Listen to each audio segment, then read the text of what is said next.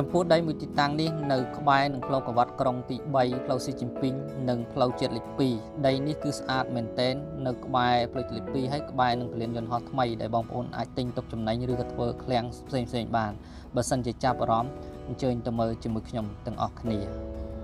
បាទជំរាបសួរបងប្អូនថ្ងៃនេះយើងធ្វើដំណើរចេញពីរង្វង់មូលនាងគូស្រូវផ្លូវជាតិលេខ2បាទយើងមកដល់ចំណុចផ្សារសៀមរាបយើងបត់ឆ្វេងចុះមកគឺចុះឆ្វេងនេះគឺគេហៅផ្លូវកស៊ូបាទផ្លូវ32ម៉ែត្រដែលមានផ្ទះបាទវិឡាផ្ទះប្រជាជនច្រើនហើយផ្លូវចូលផ្លូវជាតិលេខ2នេះហ្នឹងគឺឡើងទៅពលានយន្តហោះថ្មីបាទផ្លូវនេះផ្លូវកស៊ូបាទអញ្ចឹងយើងចុះមក800ម៉ែត្រយើងនឹងមកដល់ទីតាំងដីដែលយើងដាក់លក់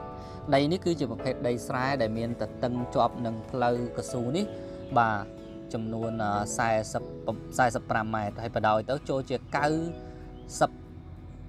ម៉ែត្រឬក៏100ម៉ែត្រចុះពីព្រោះផ្លូវនេះផ្លូវធំផ្លូវកស៊ូនេះគឺផ្លូវបាទ32ម៉ែត្រហើយដីស្អាតបាទធ្វើឃ្លាំងបាទធ្វើជាផ្ទះល្វែងលក់ហើយមុខនេះមុខដែលយើងនេះមកស្រែនឹងហ្មងគឺបាទ45ហើយបដោយទៅគឺចូលជា100ម៉ែត្រចុះបាទប្លង់រឹងណាបាទដី5000ហើយខាងក្រោយការ៉េខាងក្រោយមានឃ្លាំងរោងចក្រហើយផ្លូវចូលពលានយើងទៅមុខទៀតถึงដល់ពលានគឺមានន័យថាចំណាយពេលបន្តិច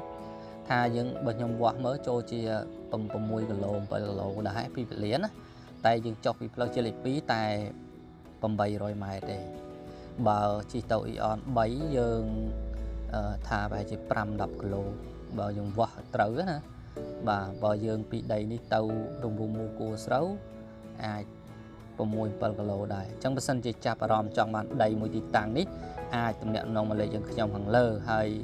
បើសិនជាមានដីចង់លក់អីទំនាក់ទំនងមកលេខនៅចុងវីដេអូហ្នឹងហើយដីទិញនេះទិញចំណេញណាបាទទិញឡូវហ្នឹងចំណេញណាចិត្តពលានយន្តហោះចិត្តបើកផ្លូវចេញចូលស្រួលចេះចិត្តទិញមិនខុសទេបាទហើយបើសិនចាប់អារម្មណ៍មកខលមកតន់លក់បញ្ញត្តិហើយបើសិនមានដីមានអីបងប្អូនចង់លក់អីតាក់ទងមកលេខនៅចុងវីដេអូឬលេខនៅខាងលើអរគុណសូមជម្រាបលា